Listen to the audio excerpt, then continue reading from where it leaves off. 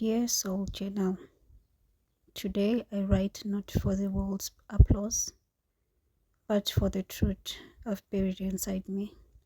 These pages carry the anchors of my past, the masks I've worn, the pain I inherited, and the karma I was born to transform. This is my journal of becoming, flawed, sacred, human.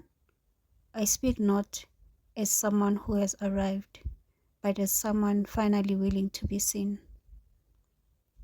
I open these pages to share a story, one that shaped me, broke me, and made me who I am. This is not just a podcast, these are my soul's journals. Welcome.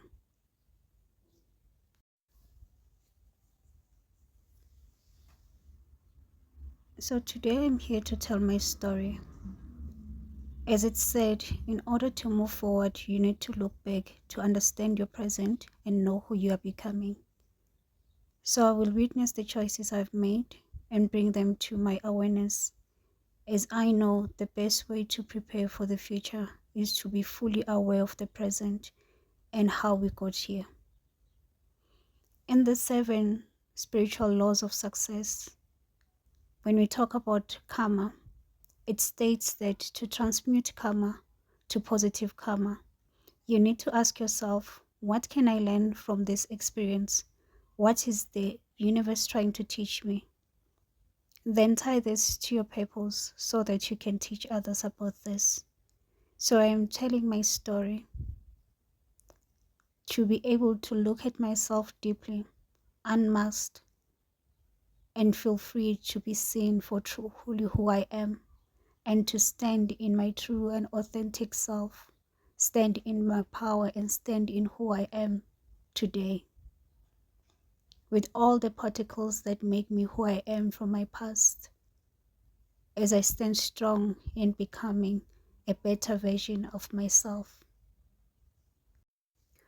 I am Lerato, a mom, wife, spiritual healer, a founder of an organization that deals with child development through the art of play. I am a kids' life coach, which ties into my spiritual gifts.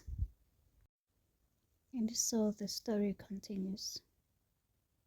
I felt angry at what just happened because as I go out of his room, the sisters are standing outside shouting. And then I just said, I'm done with this person. And what was the end of it? Little did I know, life has something else stood up for me. All of that happened in December holidays. And on the 31st of December, we go out with my cousins. At that party, I meet my man. And we ended up going to his place. And that was after 12. As we were walking in the rain, going to his place. We did have sex, no protection. And I remember even with the guy, the cousin, there was no protection. But remember perfectly that no penetration. Months went by, and my partner started saying to me, "You're pregnant." And my aunt was, "No, how?" The thing is, my mom did take me to the clinic for prevention. And we went together for a few months. And because of my body structure, when I would go alone to the clinic, the nurses would say things that made me feel very uncomfortable, shaming me and saying to me, I'm too young. So I ended up no longer going. And it took a whole 2 years of me not preventing to get pregnant. So I started feeling weird, stomach aches, no periods. But that wasn't alarming for me because there were times that I would not get my periods. Now I keep having the stomach aches. Me and my man get a pregnancy test and it comes out negative. But a day after, my man comes to see me and says the test changed to positive. But I was like, no, that can't be accurate because it said negative at the beginning. So I let it go. But now I keep getting sick. And then Umampulam asking me, when I was pregnant, I would get stomach aches. That will be a sign for me. And that was a light bulb moment for me. I went to the clinic to check. When I got there, the nurse, she just looked at me and said, I don't even know why you want to test because you're pregnant. But she did it anyways.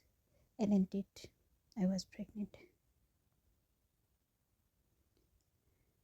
This was my matric year.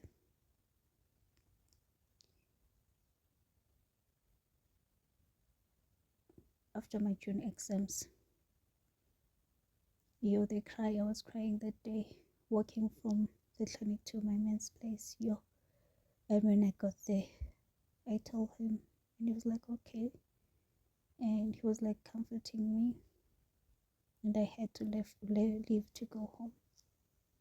That week I was scared the whole week. How am I going to tell my grandmother? They are going to find out soon. Should I better say something? Those were the thoughts.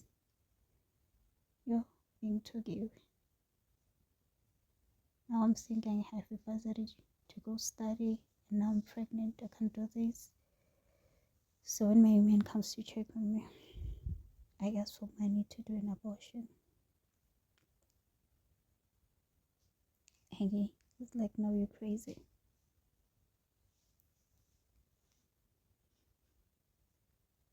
So I never did. And so for today, this page is closed, but the journey continues. Until next time, may you find your own truth in your soul's pages. With love, Lerato.